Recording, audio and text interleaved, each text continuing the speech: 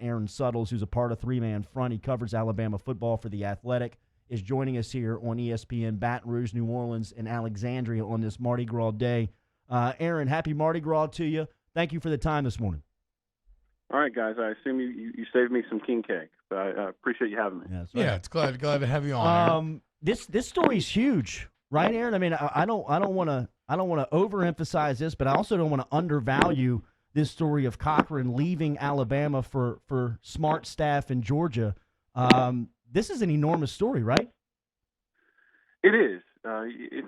Listen. If it were just a strength and conditioning coach, no big deal. And that's not to diminish the role of strength and conditioning coaches. There are good ones, there are bad ones. Obviously, Scott Cochran was a good one. That's not in any way to diminish that. But my point is, it's so much bigger than that. He is Nick Saban's good cop.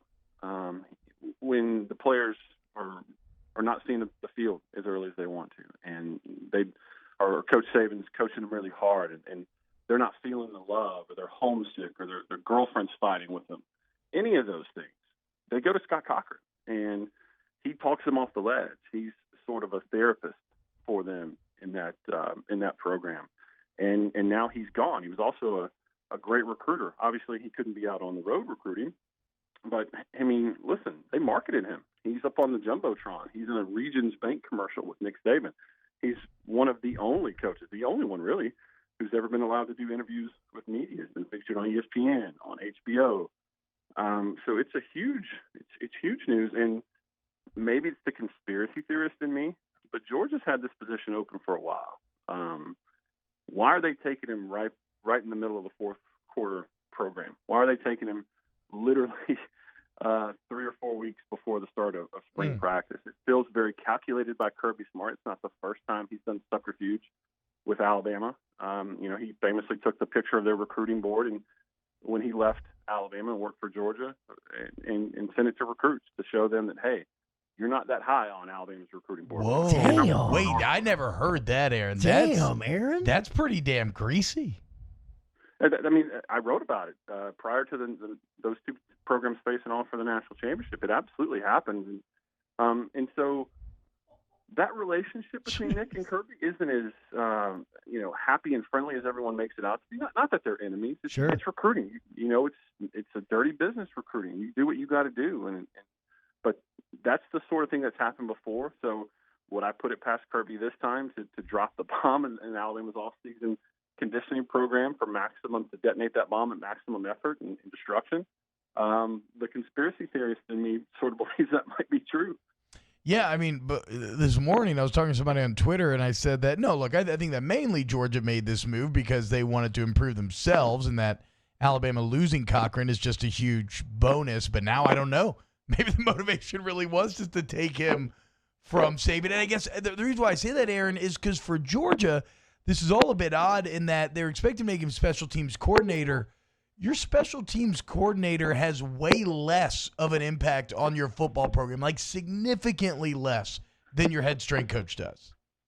Oh, without question, T-Bob, you know that. I mean, in some programs, you may talk to your strength coach more than you talk to your position coach. 100%. And I mean, that was my just personal experience at LSU. Tommy Moffitt was the guy that you spend more time with than anybody else in that building.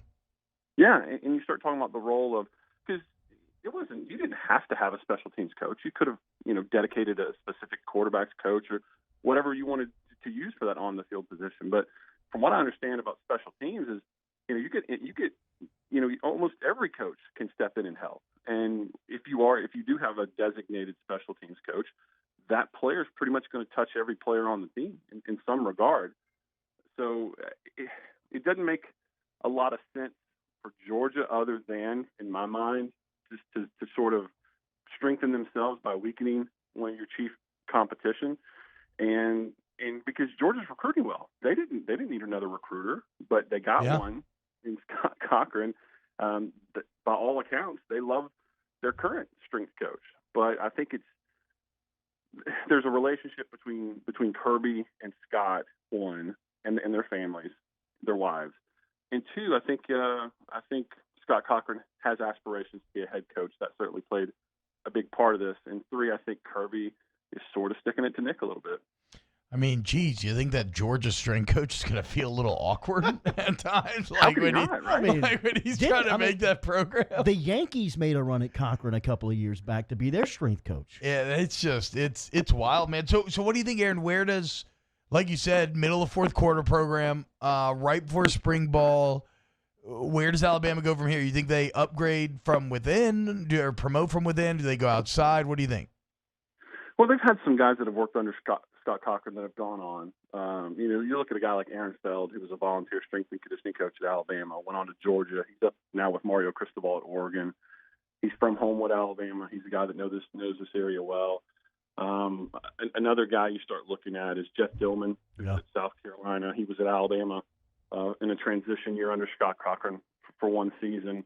Even a guy like Mark Hawk, I don't know what he's doing right. I think he's at Lafayette. But he's been at Alabama, he's been at Georgia, he's been at Texas A&M.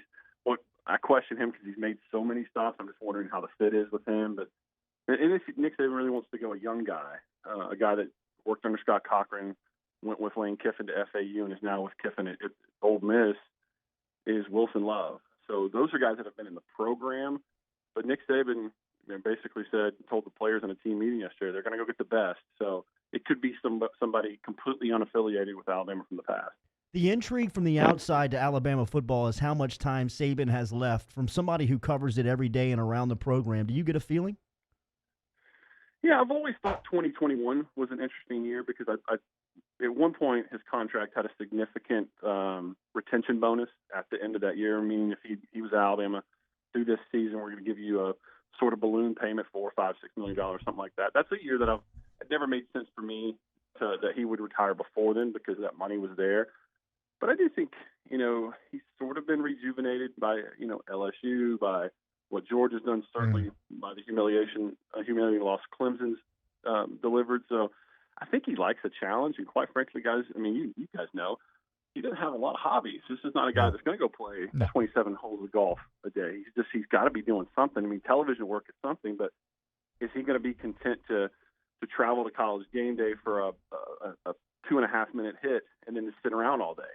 I don't know. It just doesn't seem like his style. He's too much CEO in my mind, to just sit around and do nothing. Aaron Suttles, 3-man front and covers Alabama for the Athletic, doing a great job over there and jumping on with us this morning with some pretty big info of Scott Cochran bailing on Bama and heading over to Georgia to join Kirby Smart staff. Thanks for the info, Aaron. Have a good day, man. All right, guys. Take care. All right, Aaron. Thank you.